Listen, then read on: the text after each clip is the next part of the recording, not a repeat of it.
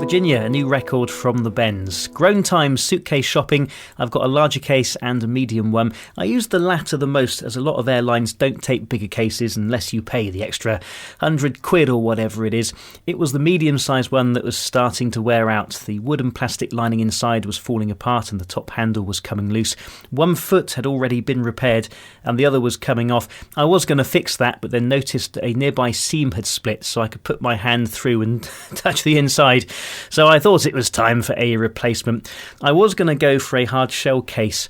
Most of these have two equally sized compartments that you zip together and it opens like a clamshell. I didn't want a 50-50 split. Things would be falling out when opened and for the same reason you'd have to pack it more carefully. Only a few hard shell ones I've seen have a bigger compartment with a lid. I wish there were more. Why can't there be more? So I went for a soft-sided case.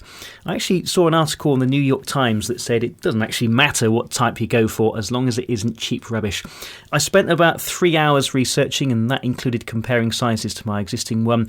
And here comes the main problem, dimensions. The really good websites show you how much storage space you've got as well as a total size, so including handles and wheels, and they even say how high the fold-away handle goes, but it's not that many sites that take the trouble to do this.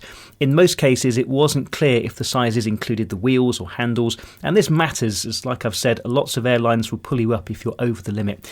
By the way, this is one of the reasons I wanted to buy online rather than in town, because I wanted to know at least a rough size and didn't want to be measuring cases in a shop, and it was useful to read the reviews as well.